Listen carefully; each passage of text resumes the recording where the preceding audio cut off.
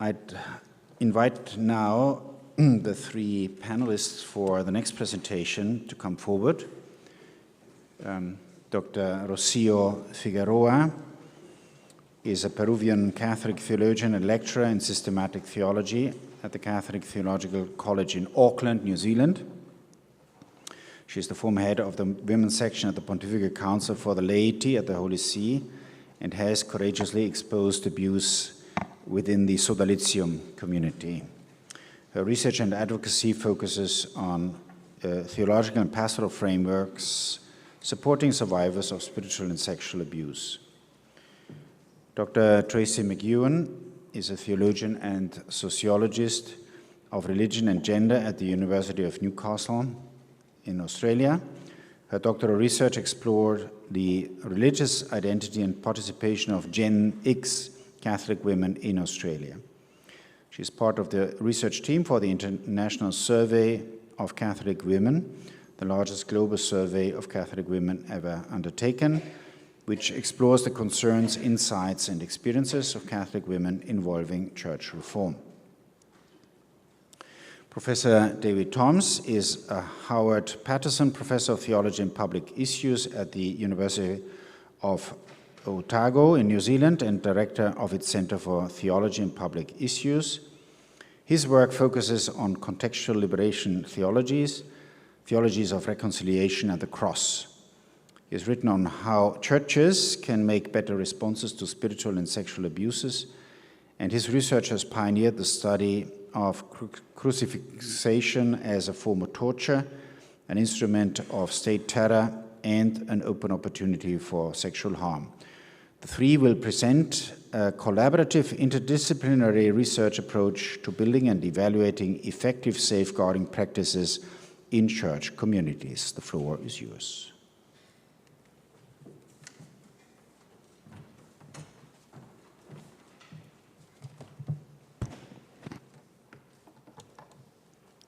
Good afternoon.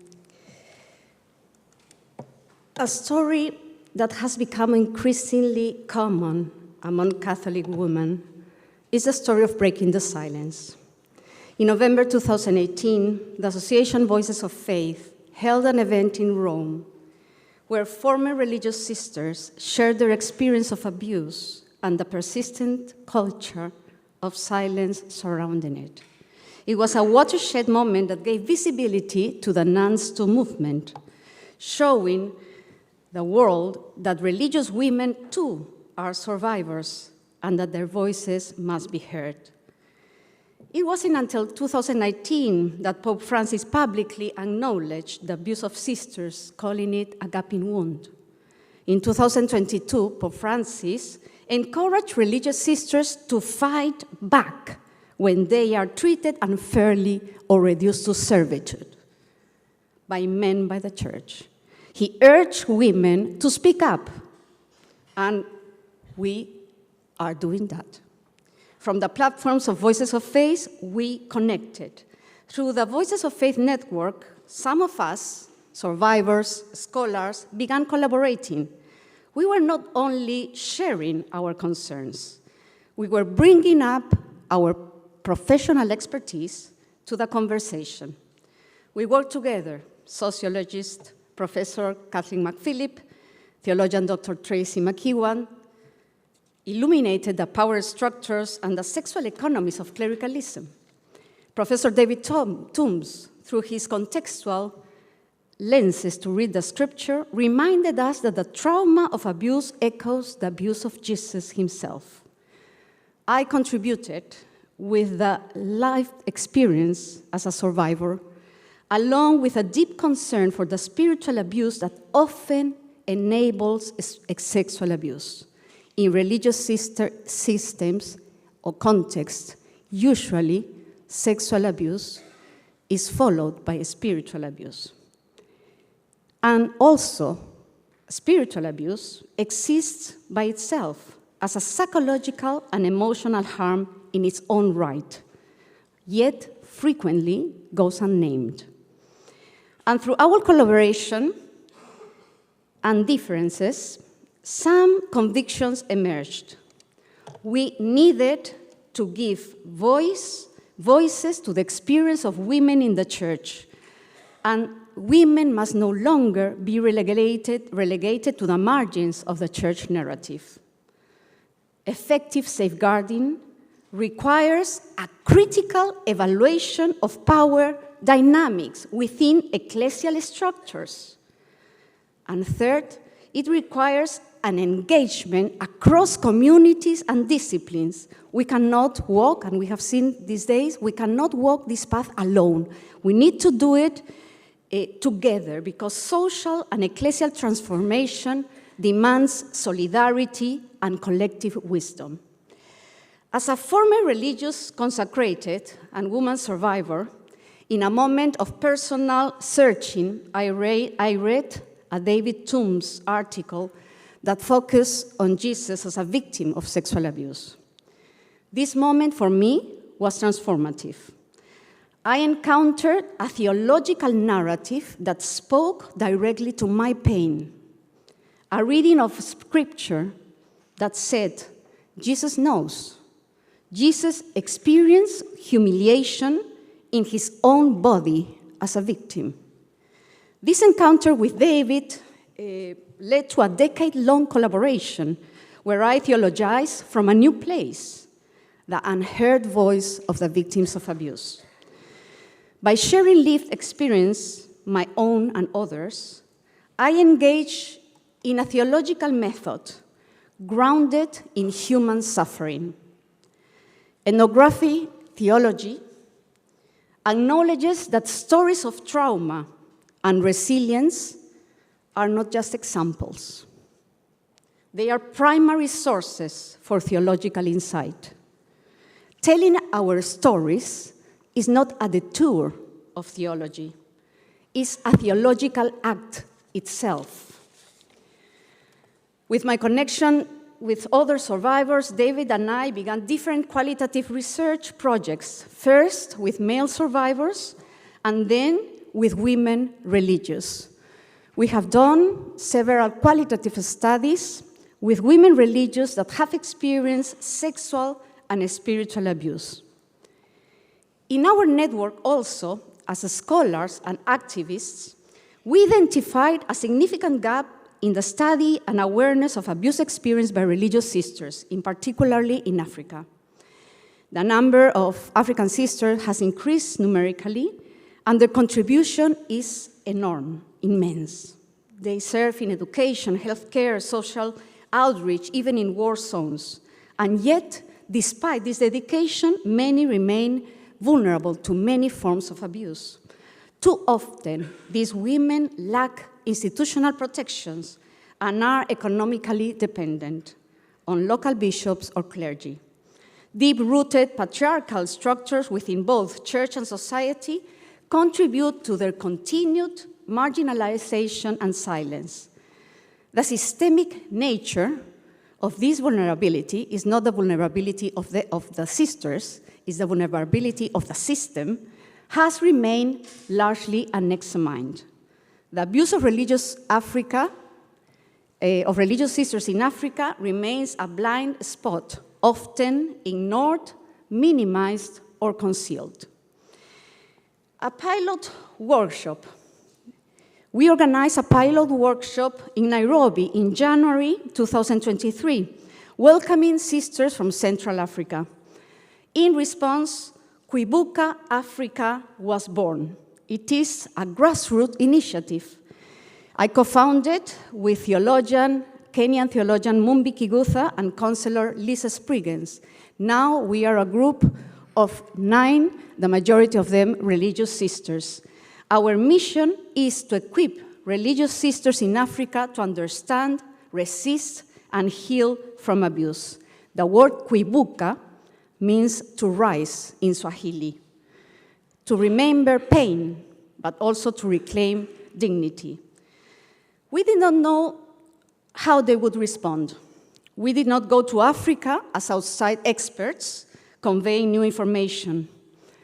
We work with biblical stories and texts and testimonies of our own life. We share the testimonies. And we created a space for stories to be told On the first day, we explored the nature of harm, of sexual harm, its long consequences, and how sisters can offer pastoral and sensitive response of sexual violence. And what unfolded was deeply moving. As they listened and reflected, the sisters, which all of them were superiors, we invited superiors and provincials, so all were in leader positions. As they reflected, they began making connections between the theoretical content and their lived experiences. Many had what they described as aha moment, suddenly recognizing symptoms of trauma in themselves and others. The workshop became unexpectedly, but powerfully, a space of auto-conscience or self-awareness. Scholar Angela Wong emphasizes that theology needs to be a response to woman's daily experience. For Wong, inspired by Paulo Freire, theology must be a process of conscientization exercised by all women of faith. Freire calls it a pedagogy of critical conscience through dialogue. And that is what the sisters did. They reflected critically on their experiences of abuse and control within their communities. They were surprised that their suffering was not isolated, that in all the communities they have the same problem. And they understood in dialogue that it was part of a broader systemic patriarchal oppression within the church. Through dialogue, they moved from shame to naming injustice. This process led them to a collective awareness, the realization that their communities has normalized harm. It is in hearing their own stories that the participants recognize and start to see the patterns of abuse within their own communities and their own life experience. It was painful, I have to say. We give them time to reflect, pray, and meditate. We offered also counselors to speak with us. And the sisters shared painful and courageous stories about themselves and other women that they accompanied, and they identified harmful social, cultural, and ecclesial patterns that enable and perpetrate sexual violence.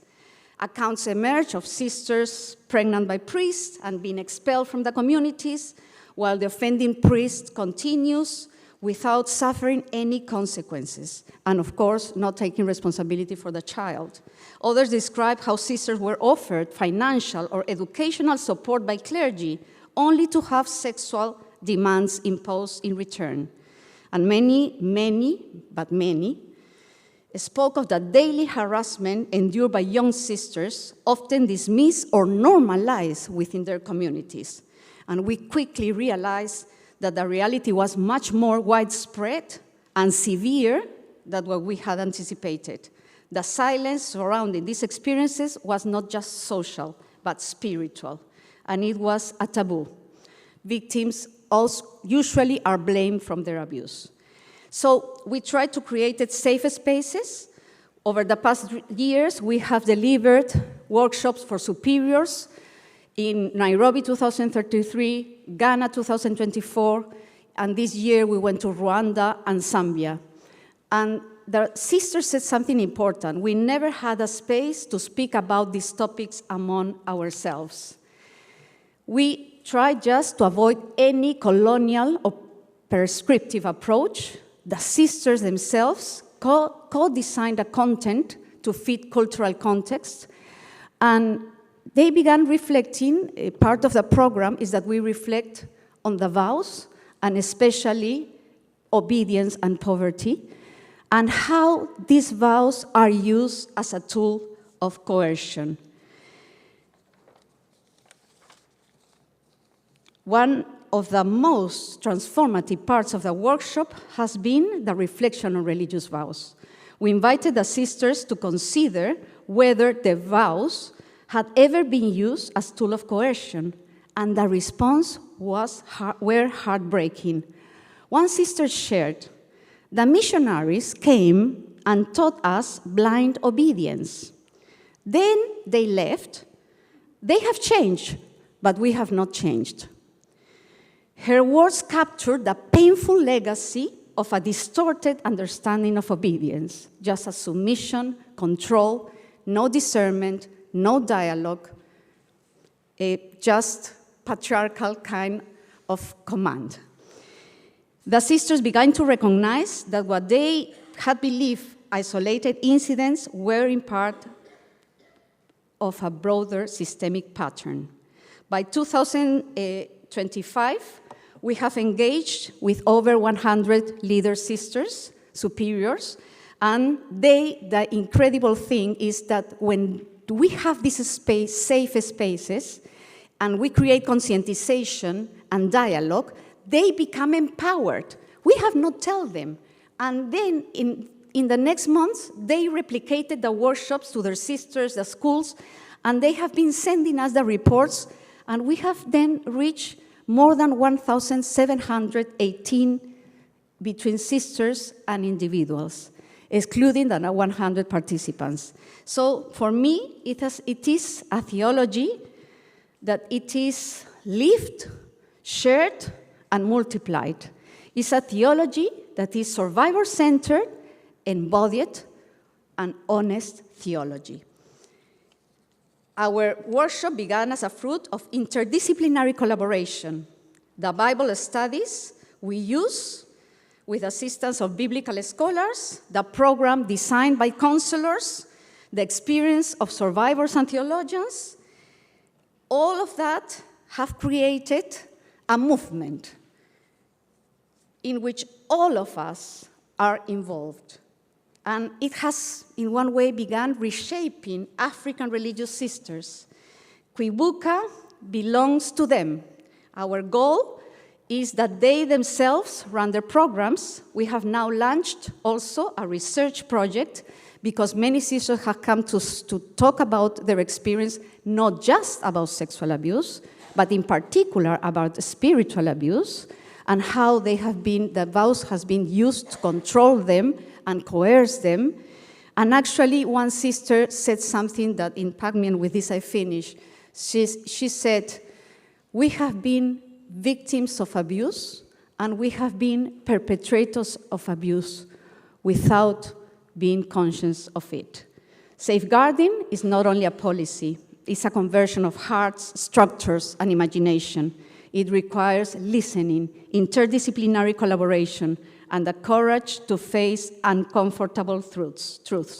Through projects like Kwibuka and many of the ones we have listened in these days, we are not only diagnosing wounds, we are co-creating spaces of healing and transformation and empowerment.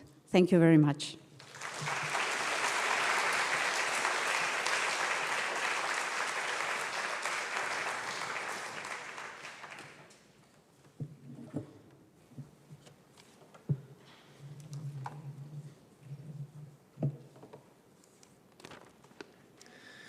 Good morning. In my contribution, I'm going to be looking at three things. First, the punitive stripping and mockery of Jesus in Matthew 27, 26 to 31. Second, the thoughts of some Catholic sisters on the punitive stripping of Jesus as a form of sexual abuse or sexualized punishment. Third, pastoral messages from this work on the punitive stripping of Jesus. Now, a quick content warning. I'm aware that thinking of the punitive stripping of Jesus as a form of sexual abuse is still unusual within the Church. And if it is new, it can be confronting. So please do take care of yourself if this is a new dimension of discussions around the theology of safeguarding for you. Thinking of the stripping of Jesus in this way is becoming more common. It's discussed in this book by the Australian priest, Father Michael Traynor, The Body of Jesus and Sexual Abuse, 2014. 20 international contributors discuss it in this book, When Did We See You Naked? Jesus as a Victim of Sexual Abuse, 2021, which I edited with Rocio and our colleague, Jamie Reeves. Now, this book is open access, so you can download a free copy yourself if you would like it. At the end of my presentation, I'll put up my website. My website has links to all the open access publications I mention. Let's look at the text, Matthew 27, 26 to 31. It's key and it is very familiar. But at first glance, sexual abuse may not be obvious. The sexual abuse of Jesus is hidden in the plain sight of familiarity. It's what we heard this morning in terms of sexualized punishment. An attentive reading reveals, or should reveal, 5 concerns. The stripping is repeated, and the strippings are both explicit and implied. The strippings are organized and orchestrated. The strippings involved a whole cohort, so approximately 500 hostile soldiers, most likely Roman auxiliaries. The 500 soldiers are not at a distance, but they are said to be on, around, or against him. And the strippings are associated and in the context of mockery and humiliation, where there is a possibility, an opportunity of even further abuse. We don't have much time. We could spend a whole day exploring this text. We don't have that time, but you can, I think, see for yourself with the colour highlighting where these issues arrive in the text, which is so familiar. Now, context is key. We need to remember that the context for this treatment is torture, and sexual abuse during torture is very, very common. It's an example of abuse of a vulnerable adult, or more precisely, an adult in a place of extreme vulnerability, detention, and torture.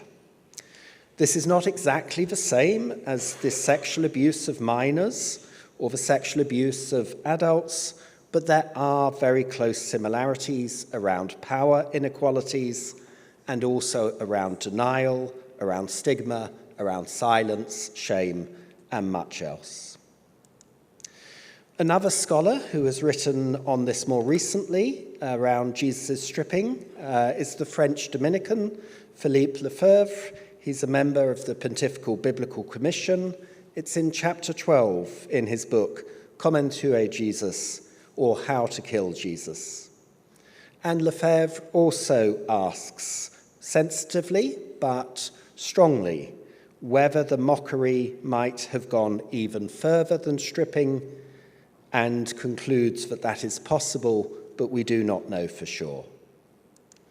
I also discuss this question in my book, The Crucifixion of Jesus, Torture, Sexual Abuse, and the Scandal of the Cross, and this book also is open access. So that was quick, but I hope enough on Jesus' experience. Please remember, it is not me saying this, it is the text. You can read the text. You will see it if you read it carefully and attentively with these issues in mind. So let me now turn to work we have done with Catholic sisters to hear their thoughts on this research, their understanding of Jesus experiencing sexual abuse. And then I will end with a mention of some pastoral messages. So Rocio and I wrote a chapter in our edited book, which I mentioned earlier, where we gathered a group of 4 former sisters and 1 current sister, all of whom had experienced sexual abuse. 3 had experienced sexual abuse during their calling in their religious order from clergy, and 2 had experienced sexual abuse earlier in life in family situations. And we asked them a sequence of questions to see how they reacted to this understanding of Jesus. As Dina says here, it's so strange that Jesus has not been considered a victim of sexual abuse. Let me repeat that. It is not strange that he is considered a victim of sexual abuse, which I think is the norm, but strange, she says, that he has not been.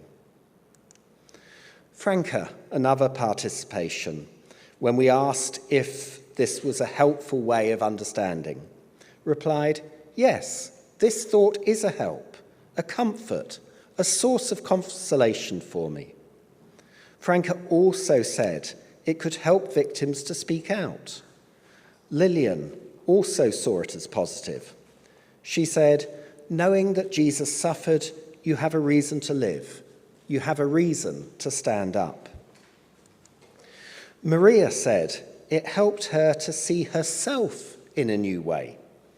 At one level, she already knew in her head that she was innocent, but sometimes she felt a temptation to self-blame. Jesus' experience for Maria was a powerful reminder of her own innocence. She told us, "Seeing his innocence, I see my innocence." She already knew her innocence in her head, but this made her more certain in her heart. Working with colleagues at the Ujima Centre in South Africa, we developed a group Bible study to allow groups to explore this further themselves. It's made up of 9 questions. I realise you can't see them easily, but you can download a copy if you would like to see it. There is also an image to help discuss some of the violence associated with the stripping of Jesus. With Rocio and other colleagues in New Zealand, we developed a Bible study and a toolkit for church groups to discuss the stripping of Jesus.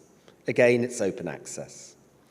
And it was this Bible study that was offered to the Kuibuka group with over 50 online participants from different African countries earlier this year, and it was very well received by the sisters. It's one of 4 Bible studies in the toolkit to help churches think more deeply about the experience of sexual abuse. Now, finally, in my final section, I just want to share a few of the pastoral messages and pastoral values that I think this work brings. Because sometimes I'm asked, why do you do this research? What good does it do to investigate Jesus' experience in this way?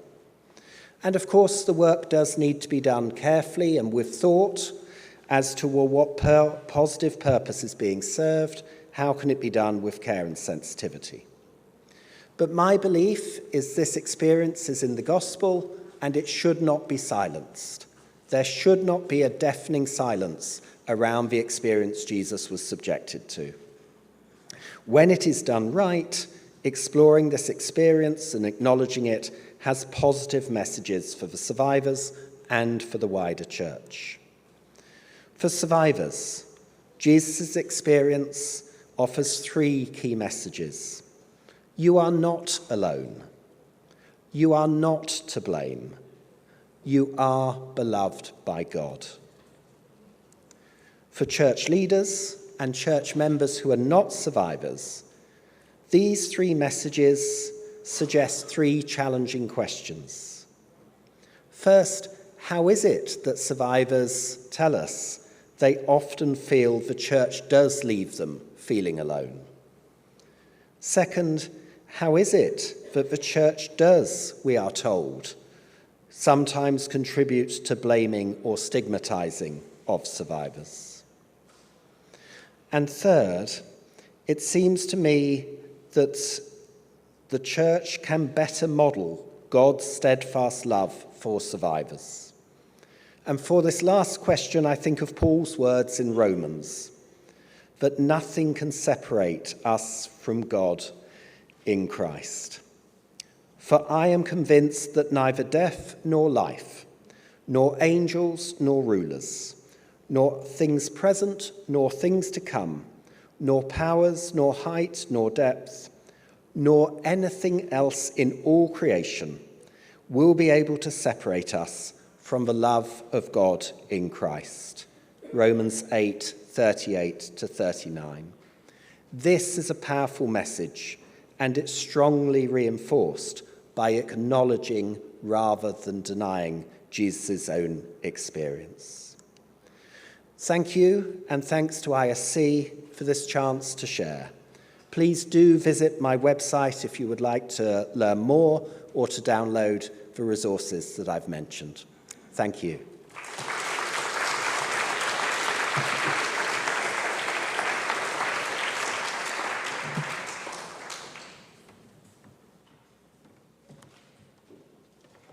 Before I begin, I'd like to acknowledge the Darawal people, who are the traditional custodians of the land on which I live and work in Australia.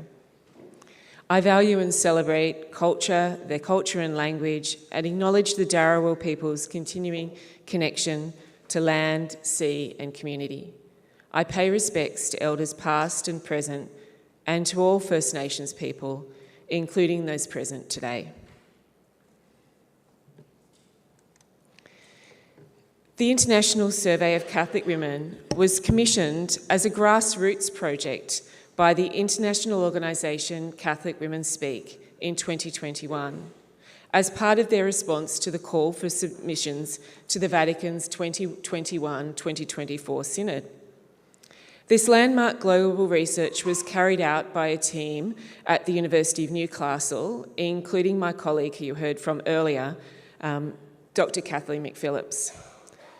Over 6 weeks in early 2022, we received responses from 17,200 Catholic women in 104 countries across 8 language groups.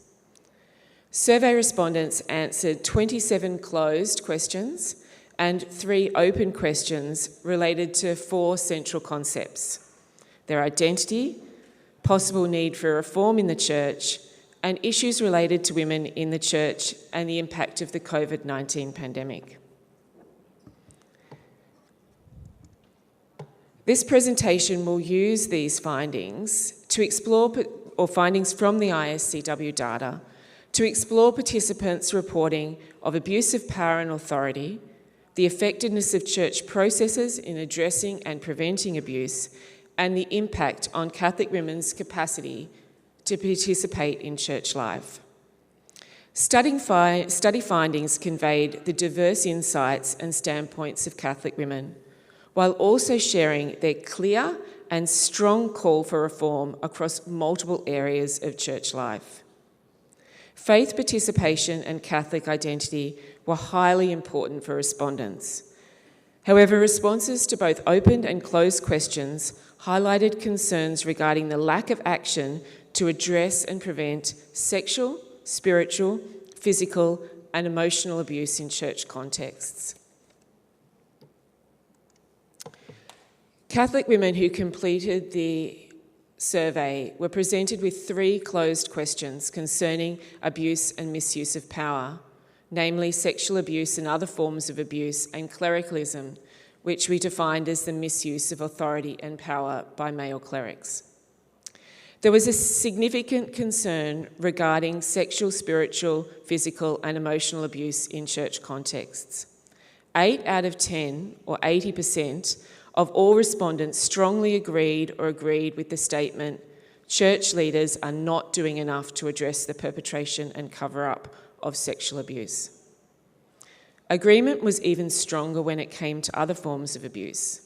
Almost 9 out of 10, or 89% of all respondents, strongly agreed with the statement, church leaders need to do more to address other forms of abuse, including abuses of power and spiritual harm. Clericalism was identified by a substantial majority of respondents as an abuse of power and an indicator of a need for urgent reform measures. A significant majority, 85% of all respondents, agreed or strongly agreed with the statement, clericalism is damaging the Catholic Church. While the levels of agreement did vary between age and geographic region, there was a strong majority agreement across all contexts. Comments related to the sexual abuses of power and authority, clericalism, and the impacts were also a strong theme in the responses to open questions. Respondents highlighted the misuse and abuse of power as a central factor in historical and current sexual and gender-based harm. They repeatedly drew attention to the ways in which gender norms and practices and male hierarchical patriarchal structures contribute to the power dynamics and various forms of abuse in Catholic settings. Several respondents disclosed situations of abuse, reporting the impacts of having been groomed and sexually, physically, and/or emotionally abused by clerical perpetrators. Experiences varied and included instances of sexual harassment and assault in Catholic workplaces and communities, including parishes, and it extended to experiences of family violence. When sharing their experiences, the responses used terms such as broke my spirit, physically ill, and criminal actions. Catholic women expressed dismay, disappointment, and anger at the lack of specific and timely action on the part of the institutional church to address and prevent situations of abuse. Some respondents recalled situations where they had witnessed a failure to safeguard. Respondents repeatedly used phrases such as loss of trust, crisis of faith, shameful, angry, and frustrated when writing about abuse in the church. These responses came from all age groups and regions of the world. A young respondent from Germany asked, "Is it really moral or ethical to stand behind an organisation that has such huge flaws and covers up such horrific crimes like the abuse of children?" Another respondent from South Africa explained, "I feel totally betrayed. Following the exposure of sexual abuse, and especially cover-ups, I will actively work for change." Yet another from Peru claimed, "I love being Catholic, but I'm ashamed of the lack of energetic and categorical condemnation of sexual and power abuses." There was a sense of conflicted anger. On one hand, respondents found the church, their faith and communities central to their identity. On the other, many found they could not condone the abuse or cover-up. One respondent from Philippines was typical of those which highlighted a love of the church and Catholic faith, coupled with a sense of frustration with church leadership regarding a lack of action regarding abuse. The respondent wrote, "I love the church defined as the people of God, but no longer can I follow blindly many of the clerical leaders who consider themselves above the laws of civil society. If crimes have been committed, then these leaders who have done the crimes need to face the consequences of their criminal actions." When respondents reported levels of involvement, they frequently linked reduced mass attendance with their anger to church responses to abuse. For instance, a respondent from Australia wrote, "Women have discovered that they need not attend Sunday Mass to have a living faith. I rarely attend Sunday Mass, and I'm fed up and angry with a male-dominant church where women have no say. This view resulted mainly from ongoing poor treatment of survivors of sexual abuse." Respondents urged the church to acknowledge the issue of abuse clearly and openly, particularly clerical violence against women. This was not articulated as at a distance from a strong sense of Catholic identity, but intrinsically linked with the message of the Gospels, including faith in Jesus Christ, justice, and integrity. A respondent from Mexico expressed the views of many respondents when they stated, "The Catholic Church urgently needs to reform in many aspects in order to be true to the message of Jesus and be credible to the world in the 21st century. There is need to respect the primacy of conscience for all the Christians in ethical matters, to speak more clearly against violence against women, to truly acknowledge past serious errors such as the cover-ups of clerical sexual abuses." The need for acknowledgement was grouped with a repeated demand for increased transparency and accountability when it came to reporting and addressing sexual abuse and the abuse of power. For example, a respondent from India wrote, I'm a strong Catholic, very involved in the church with a strong faith in Jesus Christ, actively involved in ministry. Transparency and accountability, sexual abuse, financial abuse, leadership abuse, no cover-up, no blaming and shaming the victims, adhere to the sexual abuse law and defrock priests, bishops, cardinals if guilty. Don't transfer abusers, put in place accountability mechanisms to balance the unlimited power wielded by clergy. Increases in transparency and accountability were connected with the requirement for the church leadership to put in place more effective processes to address and prevent abuse. This included improved safeguarding processes and a requirement for reparation and redress. The call came again from all age groups and all regions of the world. For example, a respondent from France stated, "Church leaders must put in place prevention processes against all abuses, lodge complaints against the perpetrators of crimes, and remove them from all functions, missions, and responsibilities for life, and listen to and compensate victims." The urgent call for transparent and accountable practices extended to addressing financial abuse and vulnerance in pastoral settings. For example, a respondent in Mexico raised the issue of transparent and public finances, accountability to the community, protocols for the protection of minors that are carried out in practice, eradication of spiritual abuse of conscience and power. Some responses, such as this one from Ireland, specifically mention safeguarding policy. The major one for me is safeguarding. We need a safeguarding policy that is clear, concise, unambiguous, and is addressed to all clergy, religious, Catholic communities worldwide. I am in despair over this issue. The impacts of abuse that were identified were devastating for women, with some noting that they left the church because they felt they could not be heard. Others expressed a reluctance to live with or negotiate the misuse of power they were experiencing. For instance, a respondent from Australia, when asked about her relationship with the church, wrote, "Broken. I'm so disappointed in the hierarchy of the church.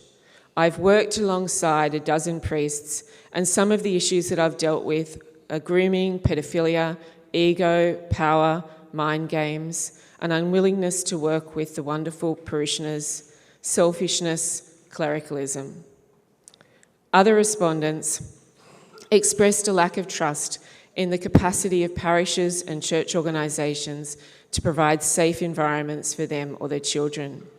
A young respondent from the UK explained, "I don't think I'd want to expose my children, if I'm lucky enough to have any, to the extreme risks involved in being Catholic.